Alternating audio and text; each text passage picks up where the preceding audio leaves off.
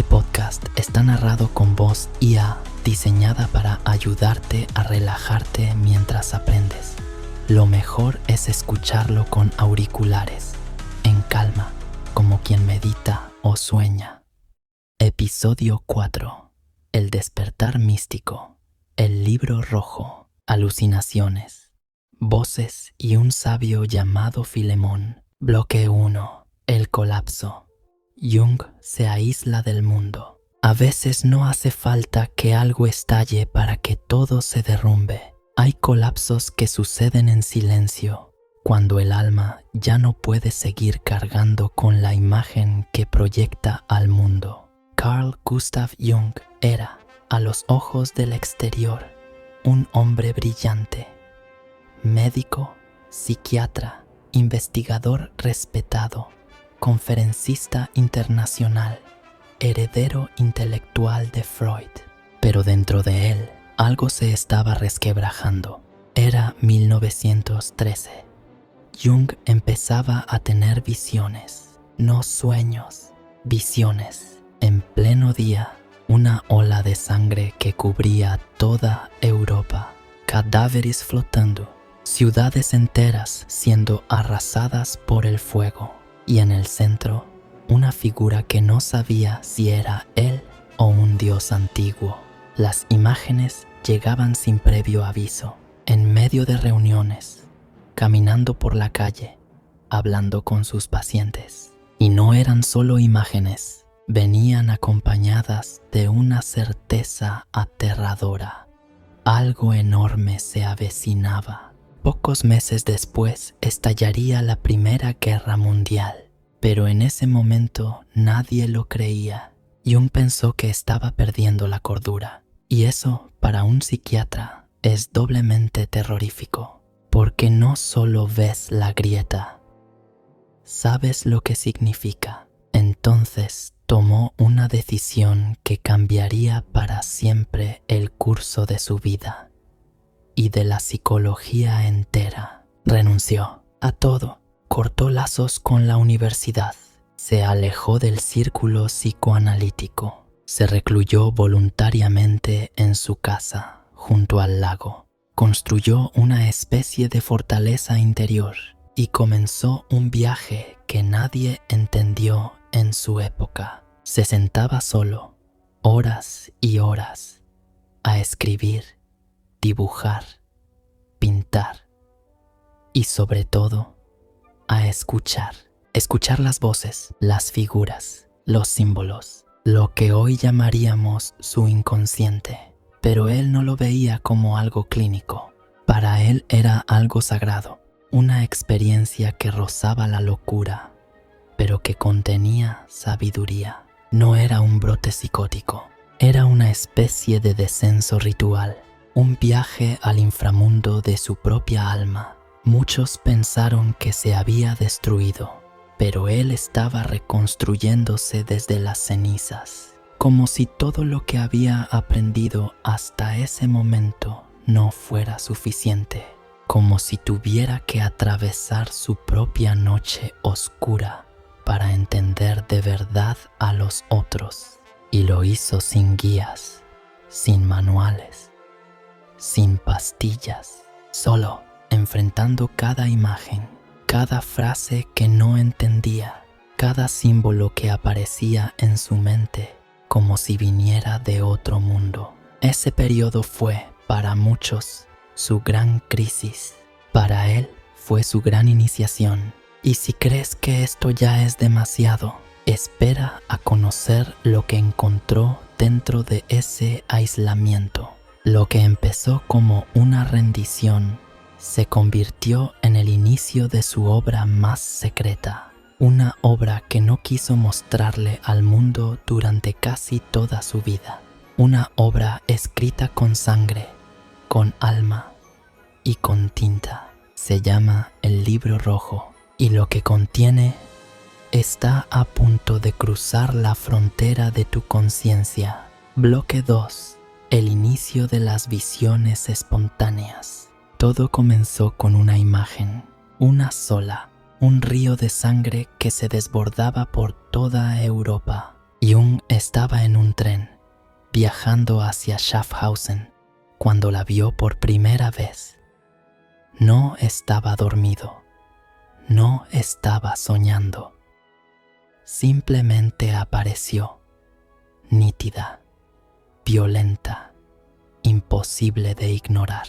Lo primero que sintió fue miedo, no miedo de lo que veía, sino de lo que eso podía significar. Sabía que no era una fantasía cualquiera, no era un pensamiento, era una visión, y venía de un lugar tan profundo que no podía entenderlo racionalmente. Días después volvió a aparecer, y luego otra vez, la sangre, los cadáveres, los símbolos extraños que no sabía interpretar. Jung empezó a pensar que se estaba volviendo loco, pero no había alucinaciones auditivas, no había pérdida de contacto con la realidad externa. Todo lo contrario, mantenía intacto su juicio clínico, y eso lo confundía aún más. ¿Cómo podía un hombre que conocía los síntomas de la psicosis experimentar algo así sin estar enfermo? Fue entonces cuando decidió no rechazar las visiones. Decidió entrar en ellas, aceptarlas, dibujarlas, describirlas como si fueran sueños vivos, abrir la puerta del inconsciente, aunque no supiera lo que encontraría. Así empezó un proceso que él llamó confrontación con el inconsciente. Durante cada tarde, cuando terminaba su jornada laboral, se sentaba en su estudio, cerraba los ojos y esperaba. Esperaba que las imágenes volvieran, y volvían, no fallaban. Jung no solo observaba, intervenía, les hablaba, preguntaba, escribía, y lo que surgía no era del todo suyo. Las frases que aparecían en su mente no parecían salir de él. Había otra voz, otra inteligencia, algo que no se limitaba a repetir ideas conocidas, algo que lo sacudía desde dentro. En sus propios escritos dice: me senté, miré dentro de mí y lo vi, al viejo sabio, a la figura con alas, a la serpiente que hablaba. Todos estaban ahí, esperando. Las visiones no eran siempre hermosas. A veces eran grotescas, violentas, desconcertantes, pero nunca eran vacías. Había un mensaje en cada una, un símbolo esperando ser comprendido, un arquetipo en movimiento, una parte de su alma manifestándose de formas que desafiaban la lógica. Muchos lo habrían frenado, le habrían dicho que tomara medicación, que descansara, que dejara de escribir, pero Jung insistió, porque en lo más profundo intuía que ese proceso era necesario, que era una forma de curación, una purga psíquica, una iniciación, y no estaba completamente solo. Había comenzado a dibujar los símbolos, a traducir las visiones en mandalas y a registrar todo en un libro que pronto se volvería mítico. Ese libro aún no tenía nombre, pero ya había empezado a absorber su alma. Y si te parece extraño lo que has oído hasta ahora, espera a conocer al personaje que surgió de esas visiones, porque en medio del caos apareció un rostro, un sabio, un guía y una voz tan real que cambiaría su destino para siempre. Bloque 3. Locura inducida o ritual de descenso. ¿Cómo se llama cuando un hombre aparentemente sano empieza a hablar con figuras internas? Cuando escribe páginas enteras dictadas por voces interiores. Cuando dibuja símbolos que no sabe interpretar y los guarda como si fueran sagrados. ¿Se llama locura o se llama iniciación? Jung se planteó esta pregunta cada noche, y cada noche, en vez de huir de ella, bajaba un peldaño más, porque eso era exactamente lo que estaba haciendo, descendiendo, bajando, cayendo conscientemente a lo más profundo de sí mismo. Él lo sabía. Sabía que si alguien más veía lo que hacía, lo tomaría por un psicótico, que su prestigio profesional estaba en juego, que su identidad racional, científica, estaba empezando a agrietarse, pero no podía detenerse, no porque fuera débil, sino porque algo más fuerte lo empujaba, una necesidad vital, algo que nacía del alma y exigía expresión.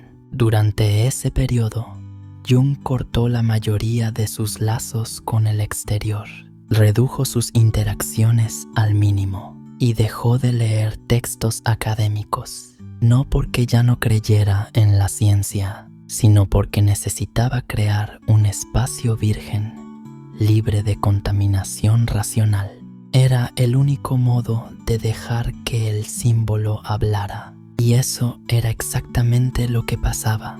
Cada imagen era un umbral, cada figura era un espejo, cada frase que anotaba en su cuaderno rojo era una puerta abierta a lo que no podía ser comprendido de inmediato. Él lo llamaba fantasía activa, pero en realidad era mucho más que eso. Era una confrontación con lo desconocido, sin anestesia, sin método, sin garantía de regreso.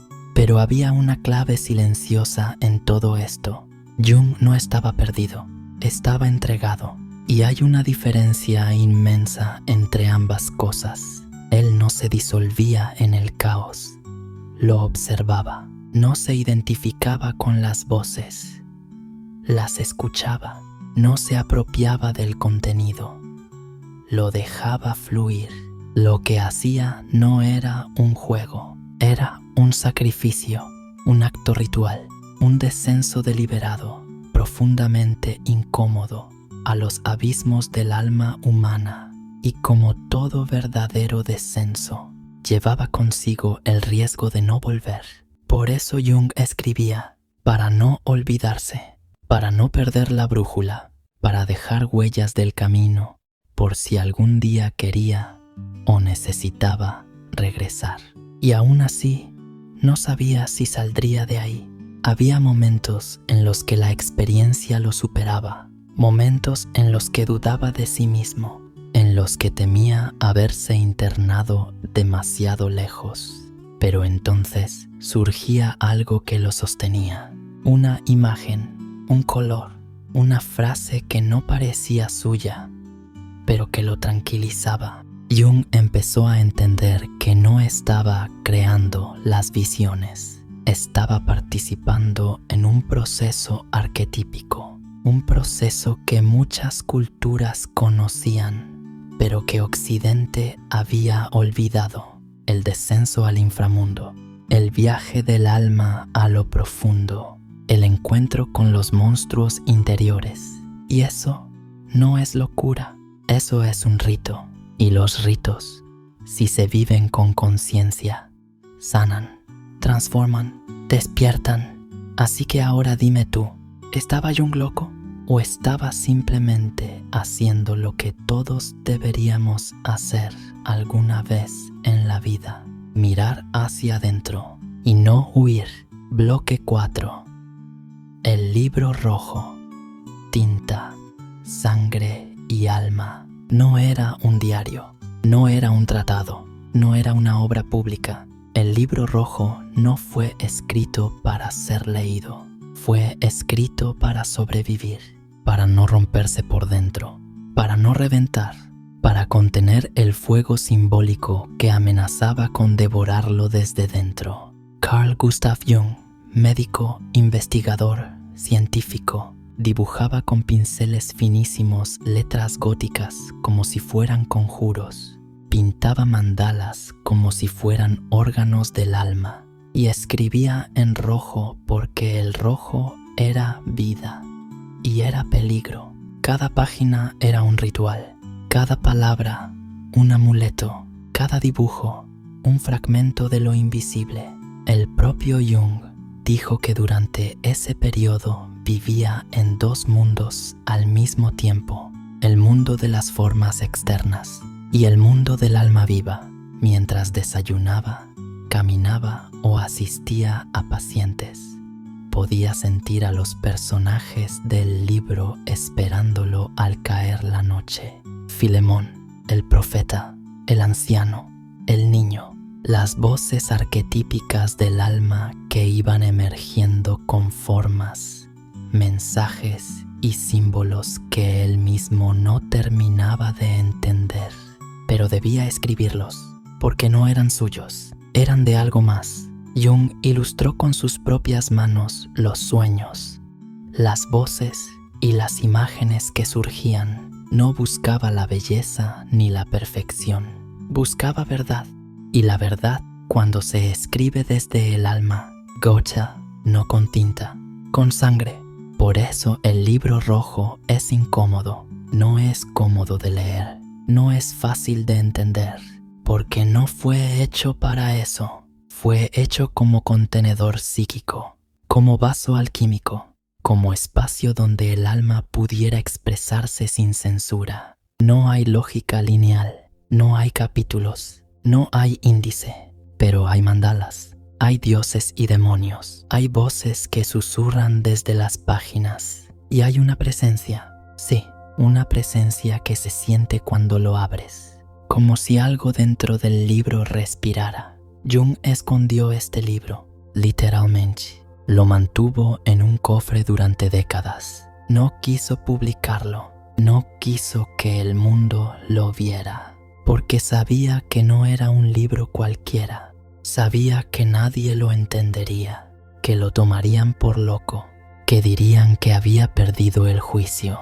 Y quizás tenían razón, pero también había encontrado otra cosa, algo más valioso. Algo que la razón no puede dar, algo que solo se obtiene al cruzar el umbral y volver vivo, una conexión directa con el alma.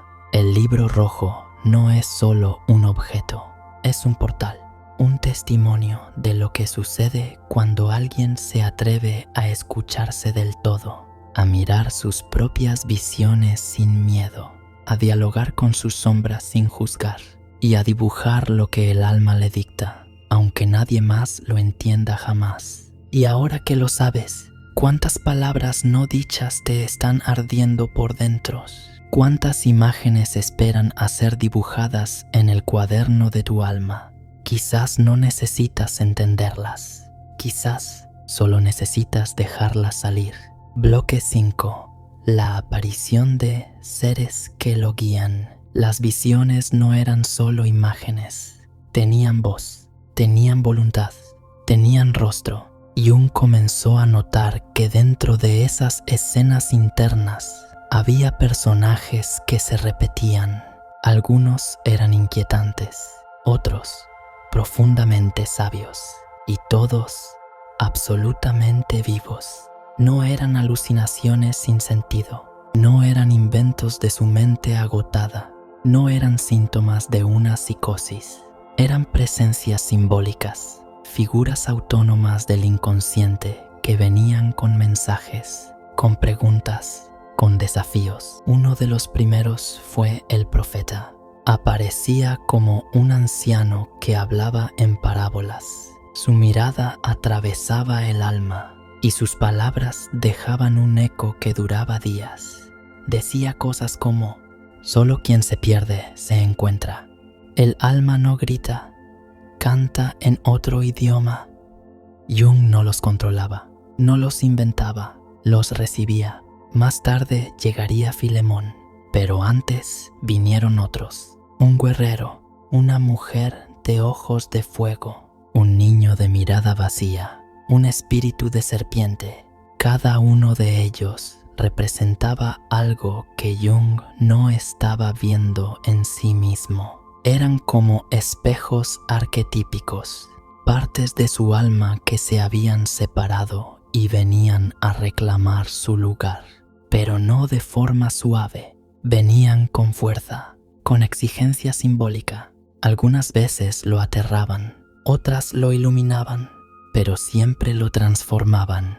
Durante sus sesiones de escritura, Jung entraba en estados que hoy llamaríamos de conciencia expandida. Escribía lo que escuchaba, dibujaba lo que veía, y al hacerlo no sabía si estaba sanando o hundiéndose más. Pero algo dentro de él confiaba. Sabía que esos seres eran más antiguos que su ego, más sabios que su razón, más humanos que muchas personas de carne y hueso. Comenzó a entender que no estaba solo en su interior, que su psique era un escenario vivo y que allí, en ese teatro invisible, se jugaba una obra de redención, de reconciliación, de autoconocimiento. Los personajes del Libro Rojo no son personajes, son símbolos vivientes, son fragmentos del alma colectiva que se encarnan para ser vistos,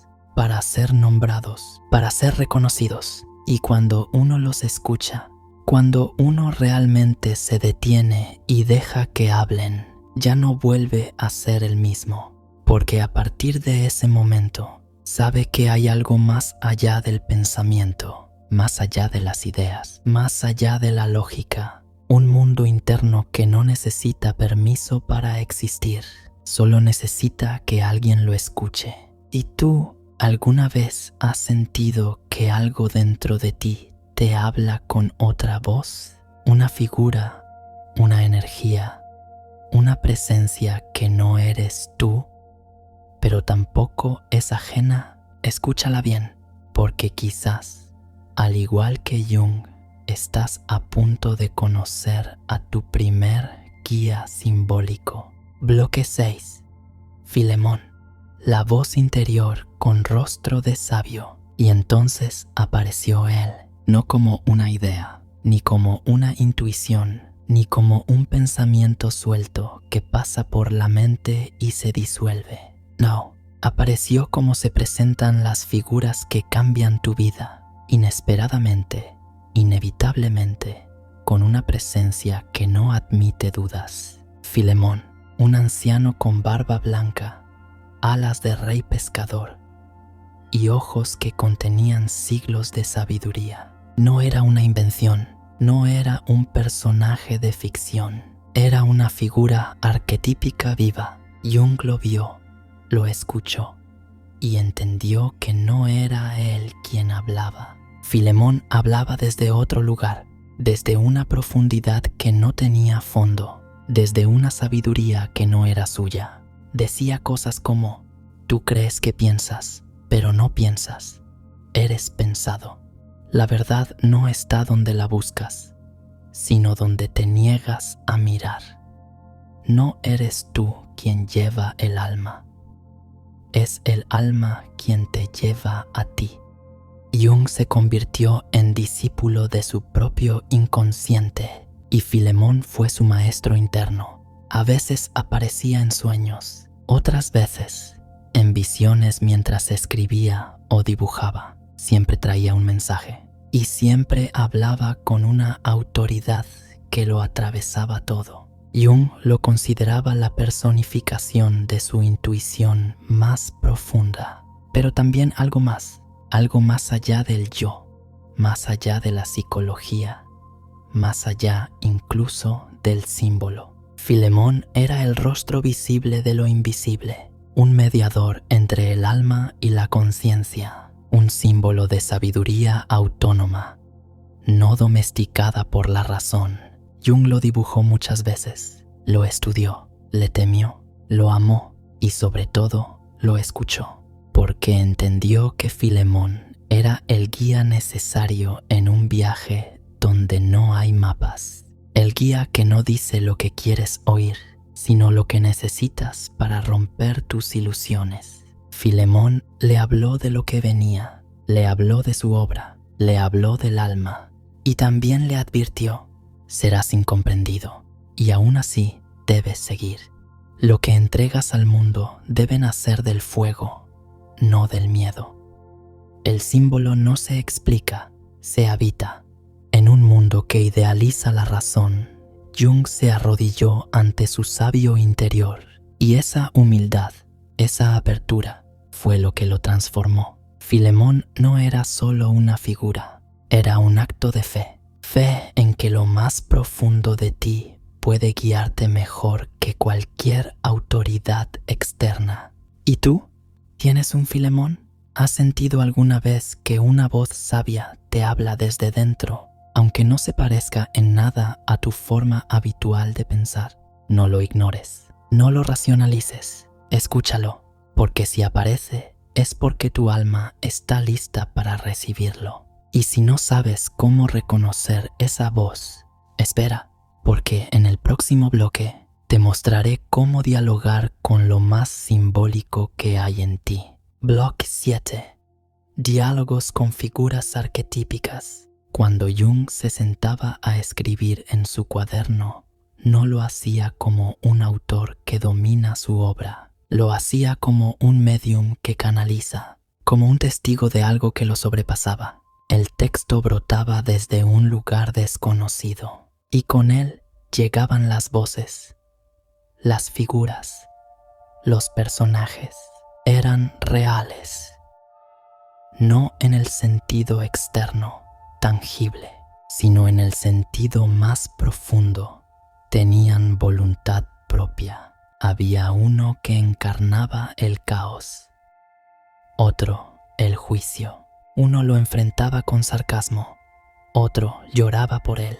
Jung no los creaba, interactuaba con ellos. Y lo más radical, no los interpretaba, los escuchaba. Esa es la diferencia entre proyectar y dialogar, entre controlar una imagen mental y abrirse a lo simbólico. Los arquetipos aparecían no como ideas fijas, sino como seres dinámicos. Cada uno traía un fragmento de verdad, y ninguno podía ser comprendido del todo con la mente lógica. En una de esas visiones, una figura femenina lo interpeló.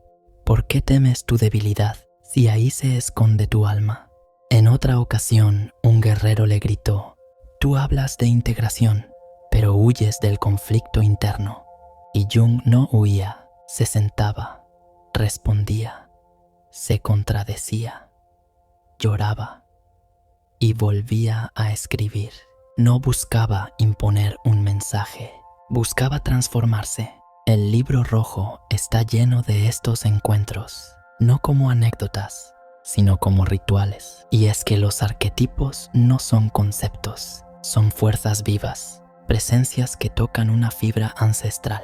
Por eso, al leer esos diálogos, no sientes que estás aprendiendo, sientes que estás recordando algo que ya sabías.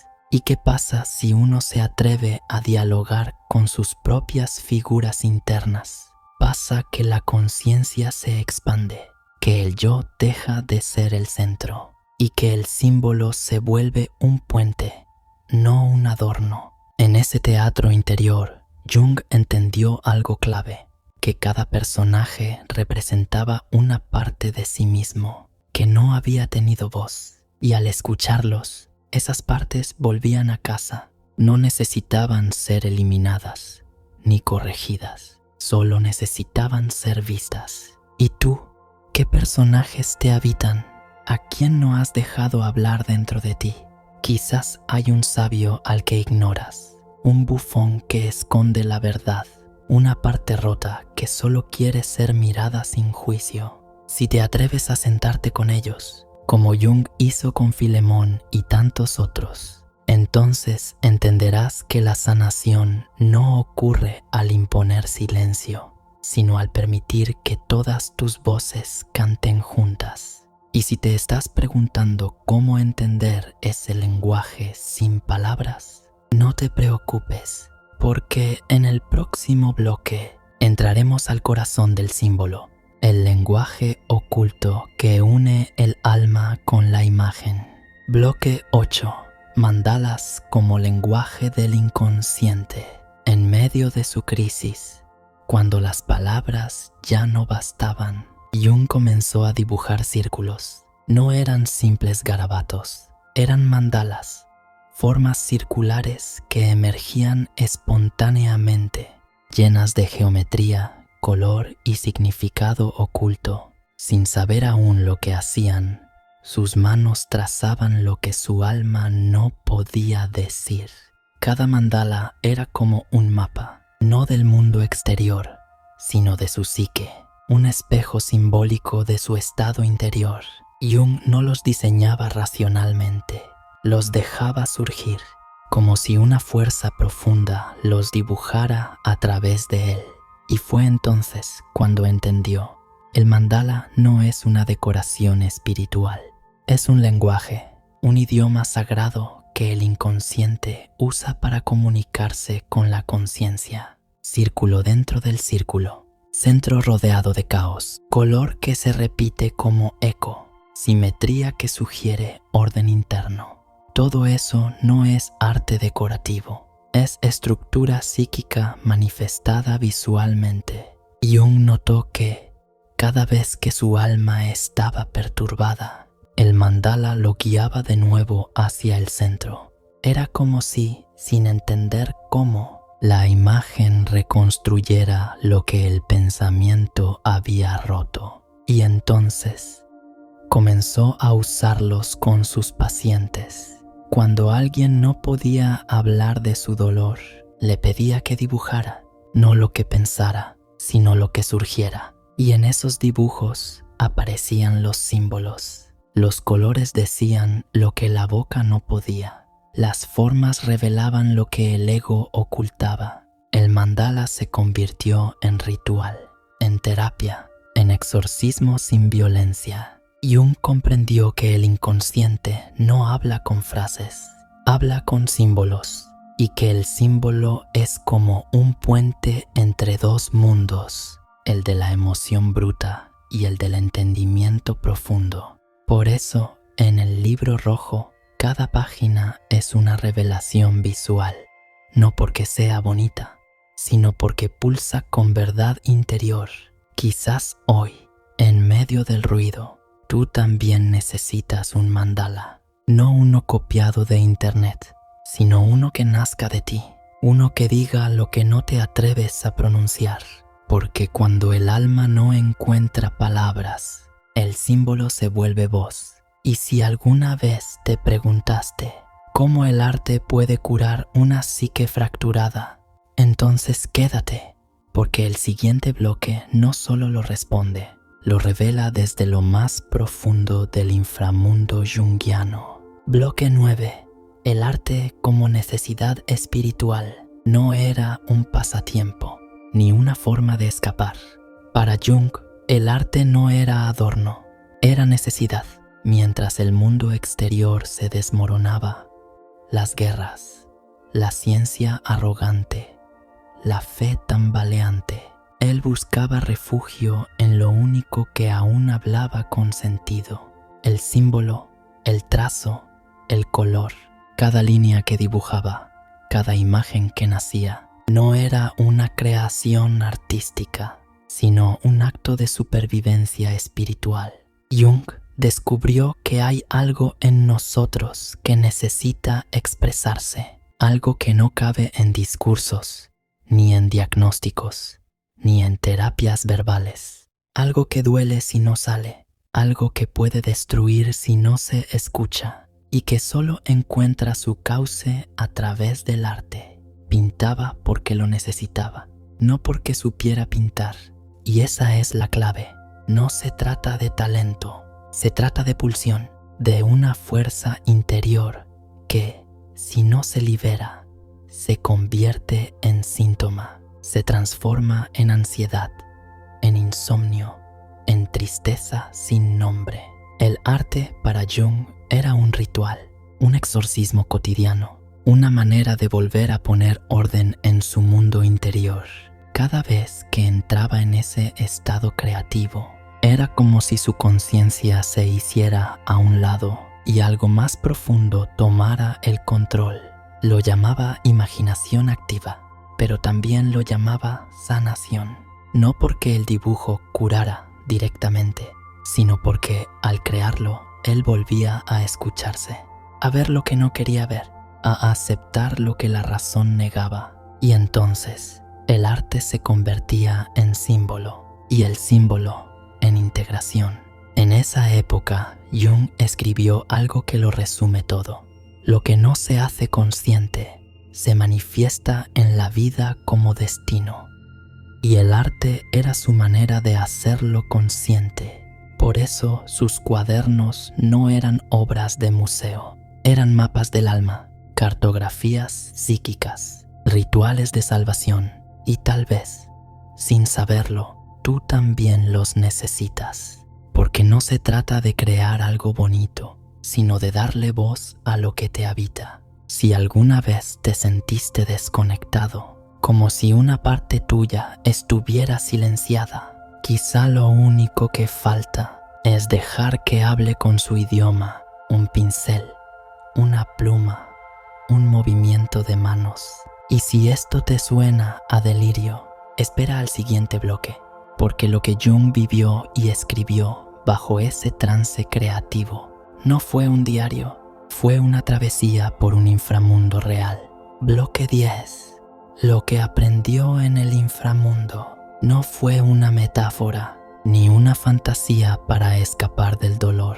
Jung descendió literalmente a su propio infierno psíquico y allí encontró algo que no esperaba, ¿verdad? Durante su aislamiento, lo que empezó como visiones espontáneas se transformó en un viaje continuo, un descenso simbólico pero intensamente vivido. Se sumergió en un mundo donde todo tenía forma, el miedo tenía rostro, la duda tenía voz, el alma herida tenía cuerpo, y en ese mundo no estaba solo. Se encontró con figuras que parecían salidas de mitos antiguos, sabios, monstruos, profetas, diosas, mendigos, pero cada uno, sin excepción, era una parte de él mismo. Jung aprendió que la mente no solo piensa, la mente habita. La psique es un lugar real, poblado de símbolos vivos que tienen su propia lógica y su propio lenguaje. El inframundo del que hablaban los antiguos era real, solo que no estaba bajo tierra, sino dentro de cada uno. Y allí las reglas cambian. No manda la razón, manda el símbolo. No guía el ego, guía la emoción profunda. Jung se dio cuenta de que ese descenso era necesario, que no se podía subir sin antes haber bajado, que no se podía iluminar sin primero haber abrazado la oscuridad. En ese inframundo aprendió a escuchar, a no imponer su interpretación, a permitir que las imágenes hablaran por sí mismas. Y muchas de esas voces le decían lo mismo: no temas a lo que eres. El dolor no era un castigo, era una advertencia. La confusión no era señal de debilidad, era el inicio de una transformación. Y fue allí donde se dio cuenta: todo lo que niegas te gobierna, todo lo que rechazas te espera más abajo. Por eso, al regresar de cada experiencia, anotaba, dibujaba, simbolizaba, no para recordar lo vivido, sino para que lo vivido no lo devorara. Porque en el inframundo, si no encuentras palabras, las imágenes te salvan. Y eso cambió su forma de entender la psicología. Ya no se trataba de ajustar al paciente al mundo, sino de ayudarlo a descender con seguridad y volver con sentido. Ahora dime, ¿y si ese inframundo también te espera a ti? ¿Y si lo que estás evitando mirar es justo lo que necesitas descubrir? No te vayas, porque en el próximo bloque sabrás por qué Jung ocultó durante décadas todo lo que allí encontró. Bloque 11. El texto secreto que escondió por décadas. El libro rojo no fue publicado en vida, ni siquiera mostrado a sus colegas. Durante décadas, Jung lo guardó en un cajón de madera, como si contuviera un secreto demasiado grande para el mundo. Y tal vez era así, tal vez aún lo es. Este no era un texto académico, no seguía normas ni citaba fuentes. Era una confesión pictórica, una escritura mística, una revelación interior en forma de símbolos, imágenes, colores y palabras que no sabían si eran poesía, oración o locura. Jung sabía lo que significaba mostrar ese libro. Sabía que lo llamarían delirante. Sabía que la psicología oficial no estaba lista para un documento que parecía salido de un ritual chamánico.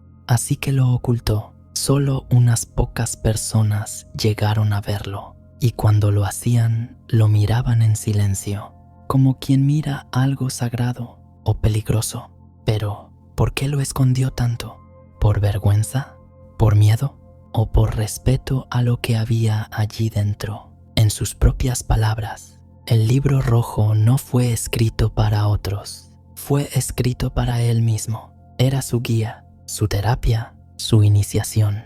Lo que allí había no era una teoría, era una experiencia, y eso cambia todo. Durante años, los biógrafos hablaron de su etapa difícil, de su retiro espiritual, de su crisis creativa.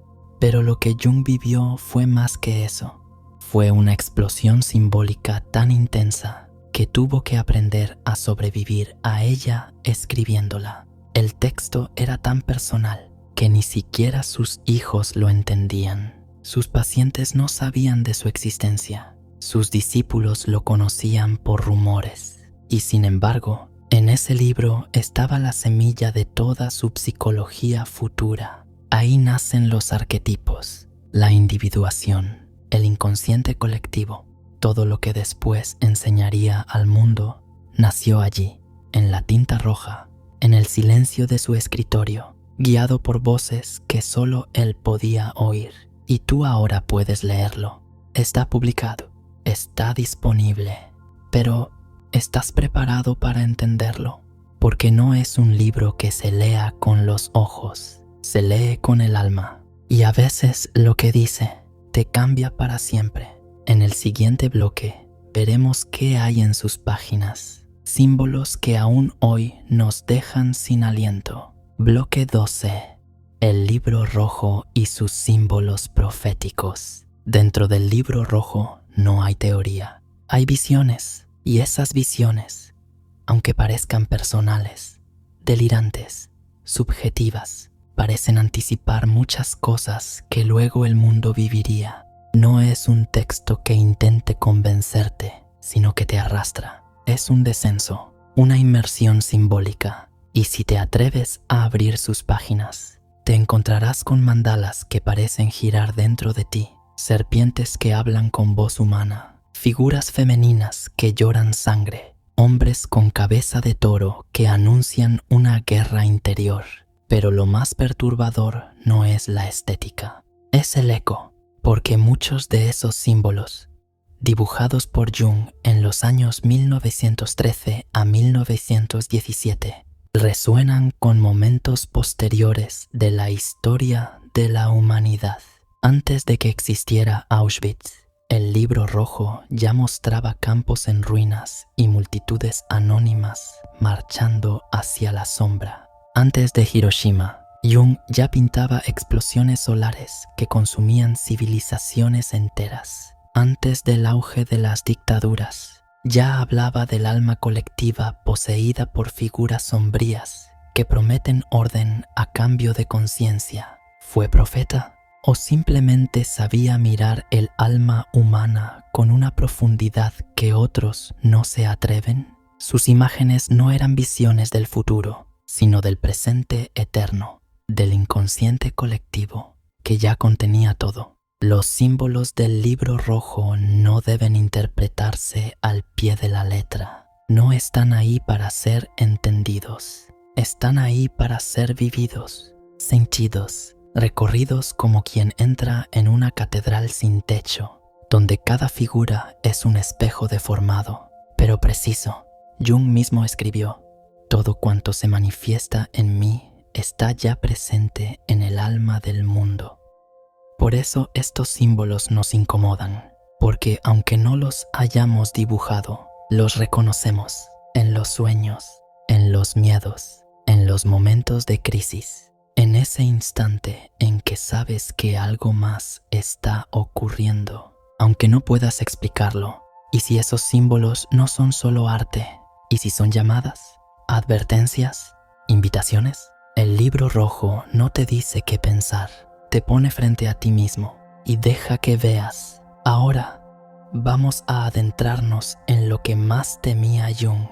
¿Era esto una locura o una forma de ver lo que otros no se atreven? Bloque 13.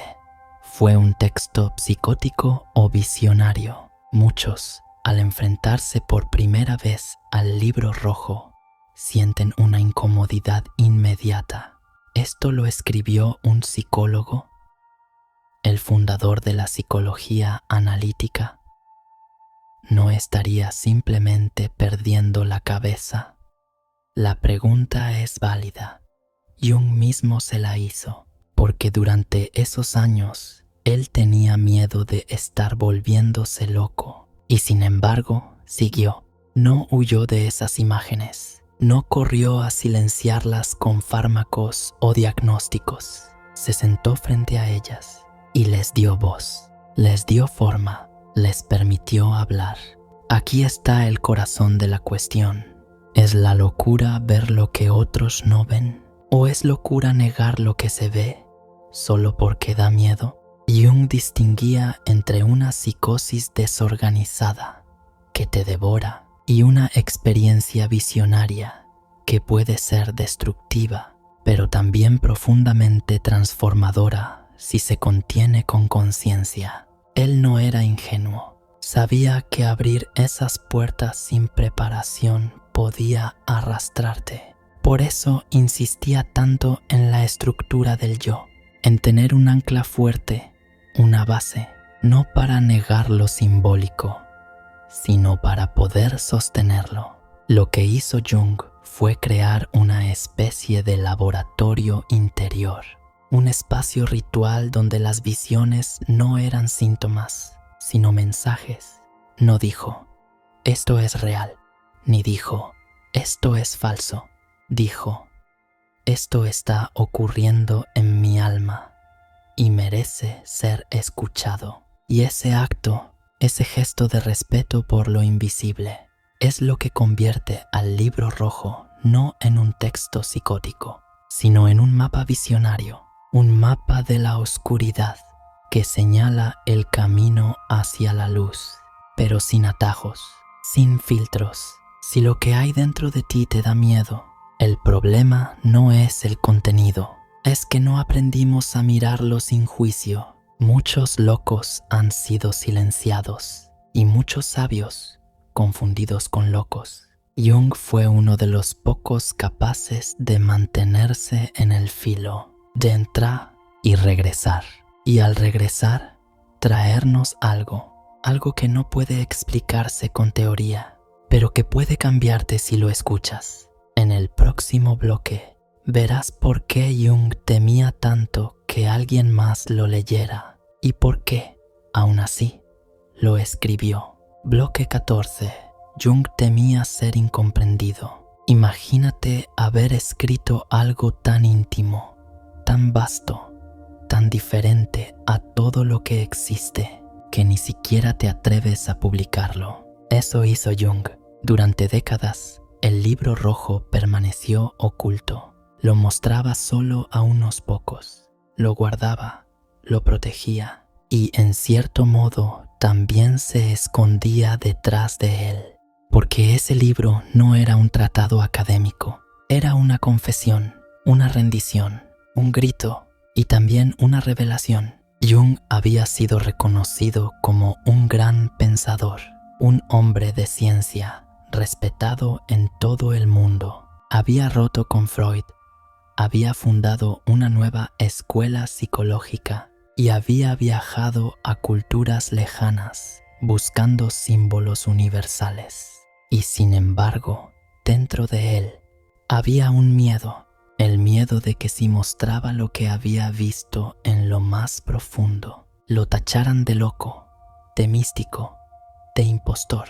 Porque el libro rojo no habla en lenguaje racional, habla en imágenes, en colores, en mandalas, en mitos que se entrelazan sin lógica aparente. Habla como lo hace el alma y no como lo hace la ciencia. Jung temía que ese lenguaje no fuera entendido. Temía que su autoridad se derrumbara, que la gente no viera el valor detrás del símbolo, sino solo la rareza de las formas. Y no era una paranoia. Ya en su tiempo, muchos empezaron a murmurar: Jung se está volviendo demasiado espiritual. Jung está cruzando la línea. ¿Dónde termina el psicólogo y empieza el chamán? Ese miedo no lo paralizó, pero lo hizo cauteloso. Le llevó décadas permitir que el manuscrito viera la luz. Y cuando por fin se publicó, fue como soltar un secreto ancestral. Y aquí estamos, leyéndolo, intentando comprender.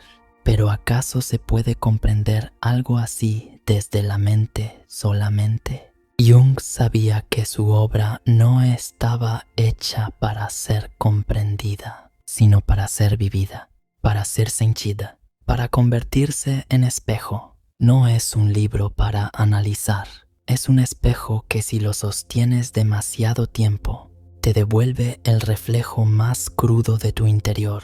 Y ese espejo, Jung lo temía, no por él, sino por nosotros. Porque él sabía algo muy profundo, que si miras con demasiada honestidad lo que hay en el fondo de tu alma, no siempre te gusta lo que ves. Y por eso el símbolo es necesario, para que no nos quememos con la verdad, sino que podamos tocarla poco a poco. En el próximo bloque entenderás cómo, incluso con miedo, Jung siguió creando. Y cómo ese acto de creación fue, para él, una medicina del alma. Bloque 15. La creación como acto de sanación. Jung no escribió el libro rojo para publicar. No lo escribió para enseñar. Ni siquiera lo escribió para dejar un legado. Lo escribió para sobrevivir. Porque había algo en él que se estaba rompiendo. Y la única forma que encontró de no desintegrarse fue crear, no desde la razón, no desde el intelecto, sino desde el abismo. Dibujó, pintó, escribió con caligrafía antigua, como si cada palabra fuera un ritual. Trazó símbolos, construyó mandalas sin saber aún por qué lo hacía. Y lo hizo todo con una intensidad sagrada. Cada página fue un exorcismo, una conversación, una confesión, un ritual de integración.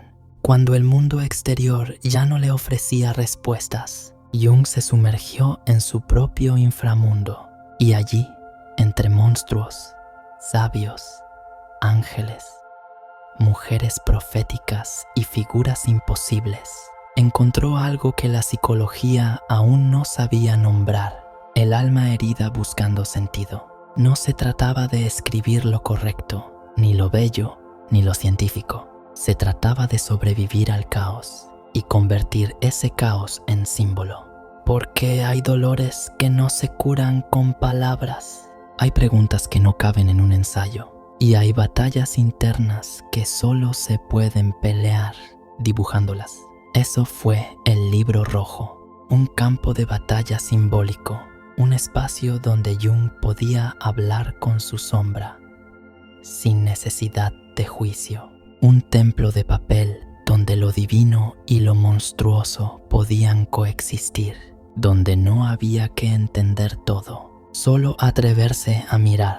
Y es que crear en su forma más pura no es un lujo, es un acto de sanación, de resistencia, de comunión con lo invisible. Jung no solo dejó un testimonio, dejó un mapa para aquellos que también han sentido que el alma se les resquebraja. Un mapa imperfecto, poético, cargado de símbolos vivos, pero sobre todo, un mensaje silencioso: no estás solo.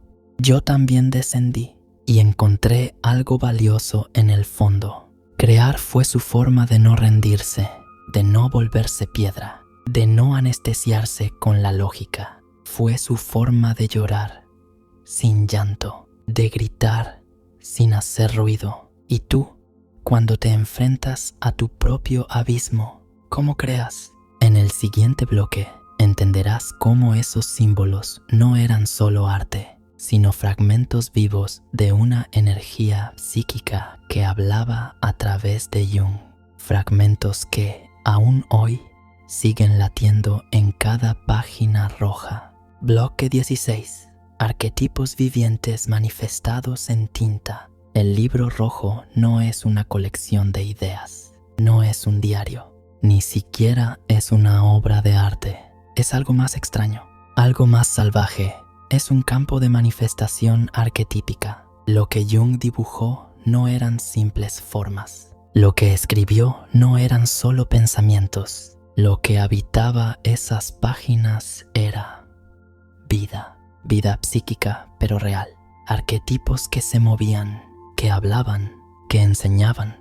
Cada figura que apareció durante su descenso era un símbolo viviente. Filemón, el sabio alado. Salomé, la mujer ciega que veía lo que él no podía. El dios negro, la serpiente.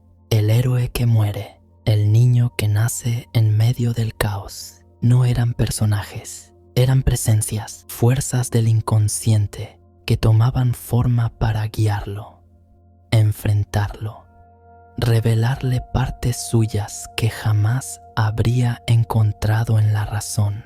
Eran arquetipos actuando. El arquetipo del sabio, el del amante, el del monstruo, el de la muerte, el del renacimiento. Y todos ellos estaban ahí no para adornar su locura, sino para acompañar su proceso de transformación.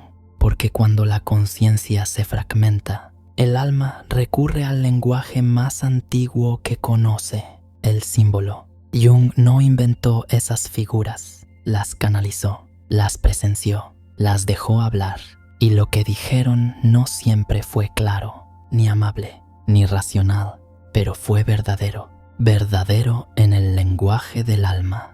¿Te has detenido alguna vez a mirar una imagen y sentir que te mira de vuelta? Eso es lo que sucede con las ilustraciones del libro rojo. No son estáticas, son portales, son espejos que deforman y revelan a la vez. Son partes nuestras proyectadas en tinta. Cuando un símbolo está vivo, lo sientes, no lo analizas, te atraviesa, no lo explicas, lo llevas contigo. Jung comprendió que los arquetipos no se entienden con lógica, se experimentan, y su libro es una experiencia psíquica en carne viva. En el siguiente bloque vamos a ver por qué este proceso no fue una rareza aislada, sino una verdadera individuación en marcha, un proceso interior que tú también podrías iniciar si te atreves a cruzar ese umbral.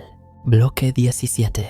El libro rojo, como proceso de individuación real. Imagina que un día te das cuenta de que todo lo que has aprendido no basta, que tu formación, tus títulos, tus ideas, todo lo que has construido con la mente racional se queda corto frente a algo que grita desde dentro. Eso le pasó a Jung, y lo que hizo fue lo impensable: suspender todo juicio y entregarse a la experiencia interior.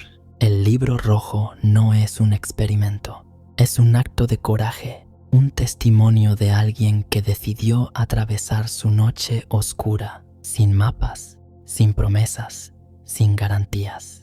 Cada página fue escrita no para enseñar, sino para sobrevivir. Era su forma de no volverse loco, o quizás de volverse loco con dignidad simbólica.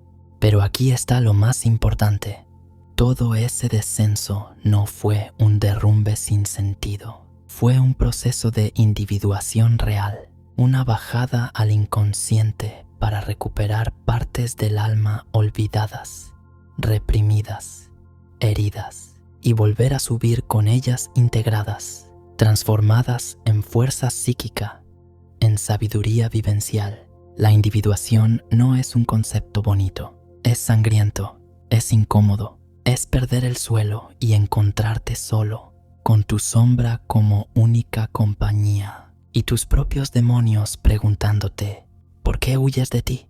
Lo que Jung hizo fue quedarse en medio de esa oscuridad y conversar con ella, dibujarla, nombrarla, escucharla sin juzgarla y desde ahí reconstruirse. Eso es individuarse, aceptar que no puedes ser tú sin conocer todo lo que no quieres ser y tener el valor de no rechazarlo, sino de transformarlo. Por eso el libro rojo no es solo una rareza artística, es una bitácora alquímica, un laboratorio del alma, un camino que cualquiera puede seguir, pero pocos se atreven a iniciar. ¿Y tú? ¿Te atreverías a empezar a escribir tu propio libro rojo, aunque no se entienda, aunque nadie lo lea, aunque te dé miedo lo que salga? Porque ese es el umbral y la tinta que usarás será tu verdad. Bloque 18. Escritura como exorcismo simbólico. Jung no escribía para publicar, no escribía para impresionar a sus colegas, ni siquiera escribía para entenderse mejor, escribía para no perderse.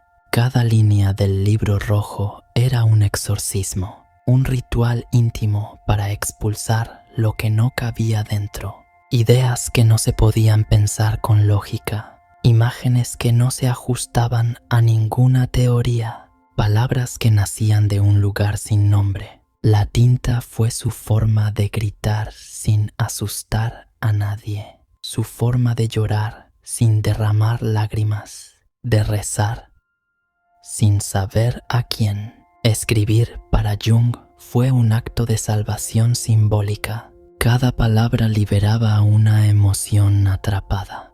Cada frase ponía orden en el caos y cada símbolo dibujado con precisión quirúrgica era una herramienta para entender lo que no podía entenderse de otra forma. No era literatura, era alquimia emocional, la transformación de angustia en conocimiento, de locura en significado, de oscuridad en lenguaje. Porque cuando lo que vives no tiene palabras, se convierte en peso, en enfermedad, en grito mudo.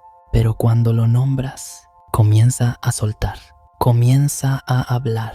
Y en ese diálogo, el símbolo nace, y con él un sentido, aunque sea incompleto, aunque no encaje en el mundo de los cuerdos.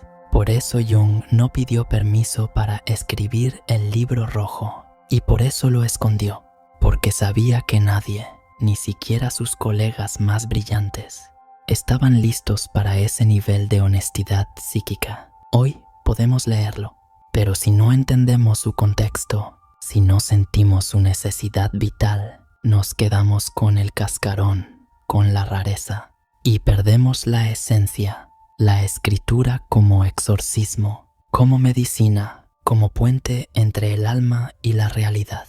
Tal vez tú también tienes algo que no puedes explicar, algo que no cabe en una conversación, pero sí en un símbolo, sí en una imagen, sí en una palabra que no busca ser perfecta, sino sincera. Y si te animas a escribirlo, no será para que el mundo lo entienda, sino para que tú puedas volver a respirar. Bloque 19.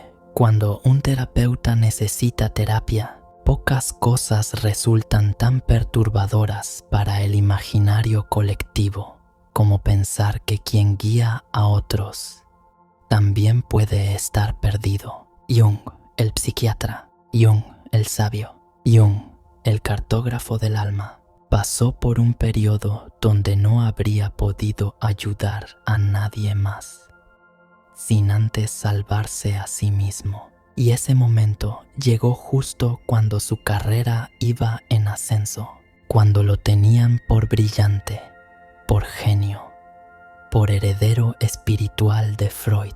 Cuando el mundo esperaba que él guiara, fue cuando más necesitó guía.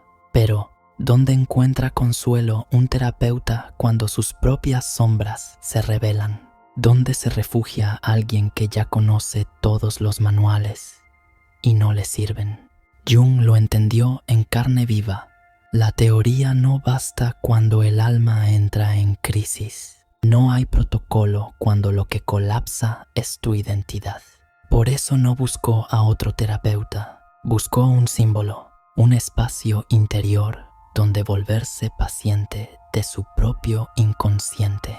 El libro rojo fue eso, la consulta que se dio a sí mismo, la sala de urgencia simbólica donde el Dr. Jung se convirtió en Carl, el humano. Y ahí lo vemos, escribiendo como loco, dibujando como niño, escuchando voces como místico, enfrentando monstruos como héroe, pero sin pastillas, sin diagnóstico, sin intentar curarse, solo estando ahí, presente, dispuesto a escuchar su dolor, a no huir de él, a dejar que le transforme. ¿Es ese el mayor acto de valentía de un terapeuta? Aceptar que también necesita ayuda, aunque venga desde dentro. Jung nunca lo dijo así, pero lo vivió. Y gracias a eso, su obra no nació del pedestal, sino de la grieta. Por eso resuena, por eso no envejece, porque quien se ha visto a sí mismo roto, ya no teme tanto la oscuridad ajena, y esa es quizá la terapia más profunda que puede ofrecerse, no desde el saber, sino desde la humanidad compartida. Jung no dejó de ser terapeuta, pero aprendió a ser paciente, y eso lo cambió todo. Bloque 20. El legado de un libro que no debía existir. Durante años, el libro rojo fue un secreto, una especie de mito entre los estudiosos de Jung. Se hablaba de él, se sospechaba de su existencia, pero no se podía leer. Estaba guardado, escondido, protegido. ¿Protegido de qué? Quizá del juicio, quizá del malentendido. O quizá de nuestra incapacidad para aceptar que el alma no siempre habla con lógica, sino con fuego, con símbolos, con imágenes que desafían lo normal. Jung temía que lo tacharan de loco, y lo entendemos, porque el libro rojo no es un tratado académico, no es ciencia, no es filosofía, es un viaje, un descenso al infierno de lo propio. Una escritura viviente, y sin embargo, ahí está su valor, porque no fue escrito no fue pensado para enseñar, para impresionar o para publicar. Fue escrito porque tenía que salir, porque no escribirlo habría sido una traición al alma, una negación del proceso más profundo que vivió Jung. Y entonces, ese texto que no debía existir se convirtió en su testamento espiritual, no para los intelectuales, no para los expertos, sino para ti, para mí, para cualquiera que alguna vez haya sentido que algo dentro ruge, pide forma y no sabe cómo sacarlo sin enloquecer. El libro rojo es la prueba de que se puede, de que no estás solo, de que lo simbólico no es una evasión, es un puente. Su legado no es solo su contenido, es su existencia. El hecho de que Jung, en su peor momento, no se anestesió, no se ocultó, no fingió ser el sabio estable y racional que el mundo esperaba. En vez de eso, se atrevió a escuchar voces, a ver imágenes que nadie más veía, a hablar con su alma y dejar constancia. Ese es el legado, que el alma humana, cuando está en crisis, puede generar belleza, puede generar sentido, puede abrir puertas, aunque nadie lo entienda, aunque nadie lo apruebe, aunque no deba existir.